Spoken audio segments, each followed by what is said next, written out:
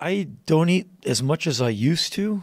I just feel so much better when I just skip the middle meal. And like, whose idea was it 3 meals a day anyway? You don't need that. Right. No. And I found that I can live very comfortably. I'm not into like torturing myself. It's like, oh, I'm going to starve and nail myself to this chair. But, you know, if I'm too distracted to work because I'm hungry, I need to address that. But what I have found is if I just kind of don't eat a lot, after a couple of days, I'm like a jet in the high air where you're burning no fuel because you're just in the thin air. Where I walk by food going like, nah, I've had like 2 meals in the last, 2.5 meals like in the last 3 days. And I feel fine. Actually, I feel like really bouncy. Like I don't need the post-workout 7-minute power nap. I'm feeling really good. Do you do intermittent fasting at all? Yes, on the woman I work with, you know, Heidi, she does that sometimes, and I'll just follow her lead. So she'll go, hey, I'm doing this. I'll try that because I just don't know this stuff. And she knows a lot more about it than I do. So I just do what she does. And so a few years ago, I got into like 1 meal a day. I was just trying it out. No one told me to. I was in India, of all places, and I was out all day taking photos and sweating, and I would eat dinner, and that would be it. And I would like sleep through breakfast and go back out with my camera. So dinner became my meal. And the first 3 days of that was a little tough. And then it was like I kind of felt bad when I went back to the Western. Boy, I'm eating a lot of food. Your body adapts. Yeah. Oh, we can adapt. You can live on pizza for the rest of your life very happily.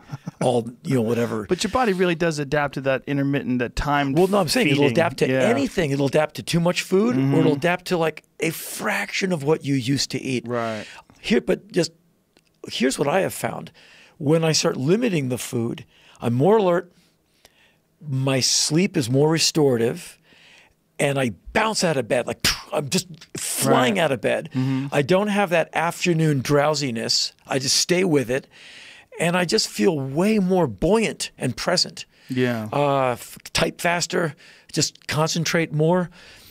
And when I'm on tour, it's usually I do 1 point something meals a day. Like I'm about to leave on tour. It's an evening meal post-show. I put myself into an 8-hour feeding window and 16-hour fasting window every day. And I've been pretty consistent with that over the last like 4 or 5 months. And it has a big impact, man. When when I eat dinner, say if I'm done at 8 o'clock, I just time it out. 16 hours later is when my first meal comes. I can have a coffee in between now and then, but nothing with like any real significant calories. I'm just having some liquid or something like that, and that's it. And then it just, by doing that, man, I wake up in the morning, I'm not craving breakfast. I'm not even hungry. My body's just totally adapted to it. Yeah, it gives your body a chance to digest. I think we're always in the state of feeding, and your body just never has really a chance to digest all that food. It's like juggling. The body's like, as it's processing, it's incoming, like, really? Another order? Exactly. Where it never gets to realize digestion. Like, we're done. It's always, you're like a cow. Yep. They're always processing nutrition. Yeah. And I wonder if that's a Western model. Yeah. Because in other parts of the world, people live very differently than we do. It is what it is. And a meal it's almost just a thing that happens now and then.